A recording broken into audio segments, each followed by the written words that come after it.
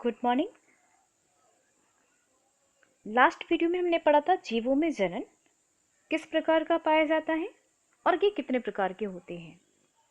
तो जीवों में जनन 3 प्रकार का होता है, अलैंगिक जनन, कायिक जनन और लैंगिक जनन। लास्ट वीडियो में हमने पढ़ा था अलैंगिक जनन के बारे में और आज हम पढ़ेंगे कायिक जनन यानी वर्धी प्रवर्धन के बारे में। तो जो कायिक जनन होता है ये 2 प्रकार के होते हैं, प्राकृतिक कायिक जनन और कृत्रिम कायिक जनन। तो जो प्राकृतिक कायिक जनन है ये 3 प्रकार से होते हैं प्लांट्स में, तनु द्वारा, जड़ों द्वारा और पत्तियों द्वारा। जो कृत्रिम कायिक जनन है ये कलम, दाब, गूटी, पैवंद और शाखा बंधन के द्वारा प्लांट्स में होता है। तो अब हम बात करते हैं कायिक जनन यानी वर्धी जनन के बारे में। कायिक जनन को हम वर्धी प्रवर्धन के नाम से भी जानते हैं। तो जान लेते हैं कि कायिक जनन होता क्या है। पादप शरीर के किसी भी कायिक भाग पुष्प को छोड़कर से नए पौधे का विकास होता है।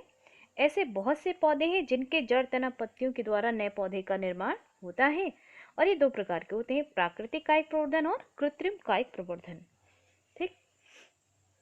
तो जो कायिक जनन है, पौधे के हम किसी भी भाग से, लेकिन पुष्प को छोड़कर, पुष्प को क्यों छोड़ दिया जाता है? क्योंकि पुष्प में क्या होता है, रिप्रोडक्टिव ऑर्गन्स पाए जाते हैं। क्योंकि अगर पुष्प भी इसमें पार्ट लेगा तो ये कायिक जनन नहीं कहलाएगा। क्या कहलाएगा? ये लैंगिक जनन कहलाएगा। ठीक है। तो हम पौधे के किसी भी भाग से, चाहे वो जड़ हो, तना हो, पत्तियों के द्वारा हम एक नए पौधे का निर्माण हम कर सकते हैं। तो आज हम पहले इस बात करते हैं प्राकृतिक कायिक प्रवर्धन या जनन के बारे में। तो प्राकृतिक कायिक प्रवर्धन होता क्या है जान लेते हैं। पौधों में कायिक अंगों से कलिकाएं विकसित होकर नए पौधे का निर्माण करती हैं। अतः हम कह सकते हैं पौधों में स्वयं होने वाली इस जनन को हम प्राकृतिक कायिक जनन भी कहते हैं। यह जनन जड़, तनों तथा पत्तियों द्वारा होता है। ठीक, यानी पौधों के द्वारा ये क्रियाएं हो रही है तो इसको हम क्या कहेंगे? प्राकृतिक कायिक प्रवर्धन। ये कितने प्रकार का होता है? 3 प्रकार का होता है, तनों द्वारा, जड़ों द्वारा और पत्तियों द्वारा।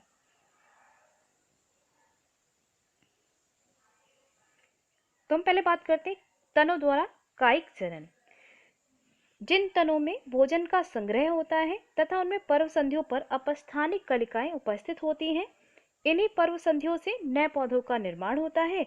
ये तने निम्न प्रकार के होते हैं: भूमिगत तने, अर्धवायवीय तने और वायवीय तने। तो ये जो तने होते हैं ये कायिक जनन के लिए विभिन्न रूप में या विभिन्न प्रकार से रूपांतरित हो जाते हैं और यही भूमिगत तने कायिक जनन में महत्वपूर्ण भूमिका निभाते हैं। तो हम एक एक करके इनके बारे में जान लेते हैं। पहले हम बात करते हैं भूमिगत तने यानी अंडरग्राउंड स्टेम। यह तने भोजन इकट्ठा करने के कारण मोटे व मांसल हो जाते हैं और अनुकूल वातावरण में इन पर उपस्थित अपस्थानिक कलिकाएं वृद्धि करके नए नए पादपों का निर्माण करती हैं, जैसे आलू, अरवी, जिमीकंद, अदरक आदि। अब भूमिगत तने यानी तने कहाँ पाए जा रहे हैं? भूमि के अंदर। जैसे आपने तनों के बहुत सारे रूपांतरित रूप के बारे में आपने पढ़ा होगा, जैसे कंद, प्रकंद, घनकंद। ठीक, ये सब क्या है? रूपांतरित रूप हैं किसके? तने के। तो यहाँ पे हमने एग्जाम्पल लिया हुआ अदरक का। तो आपने देखा होगा अदरक के ऊपर शल्क पत्र पाए जाते हैं। ठीक, और ये अदरक जो है ये भूमि में क्षैतिज या समानांतर रूप में वृद्धि करती है। इनमें बहुत सारी पर्व शाखाएं पाई जाती हैं। ठीक, और यही पर्व संधियों के नीचे ही कक्षस्थ कलिकाएं पाई जाती हैं जो वृद्धि करके एक नए पौधे का निर्माण करती हैं। ठीक, अब हम बात करते हैं अर्धवायवीय तना। इन तनों में पर्व संधियों से अपस्थानिक जड़ें निकलकर भूमि में चली जाती हैं तथा पर्व नष्ट होने के बाद नए पौधे का निर्माण करती हैं, जैसे स्ट्रॉबेरी, जलकुंभी, दूब घास, खट्टी बूटी आदि।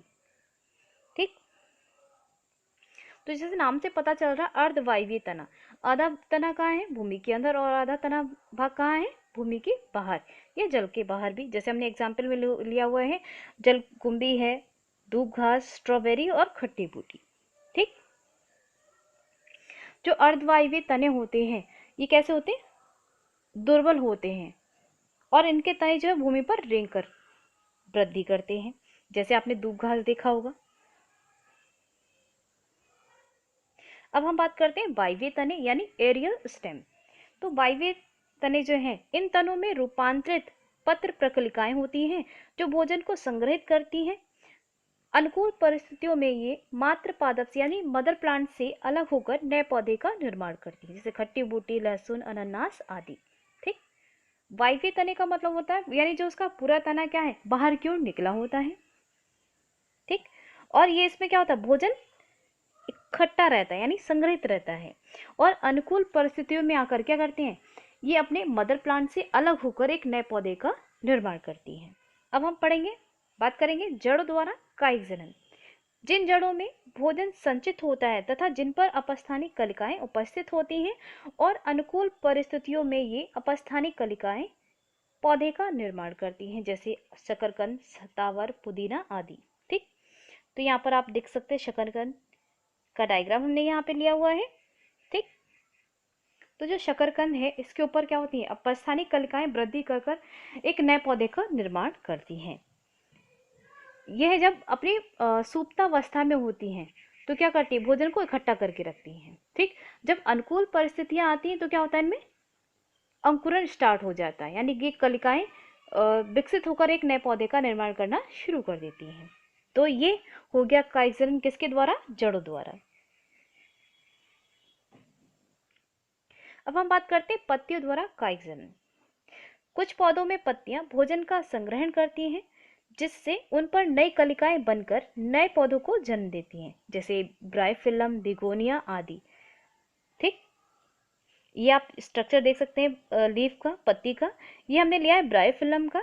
यहाँ पर क्या होता है, बहुत सारी पत्र प्रकलिकाएं किनारे से निकल आती हैं और यही अनुकूल परिस्थितियां आने पर क्या होती है, अपस्थानिक जड़ें बनने लग जाती हैं और अपस्थानिक जड़ें निकलने के बाद इस पे नई नई पत्तियां बननी शुरू हो जाती हैं और ये मदर प्लांट से अलग होकर एक नए पौधे का निर्माण करती हैं। ठीक। ये हो गया आपका पत्तियों द्वारा कायिक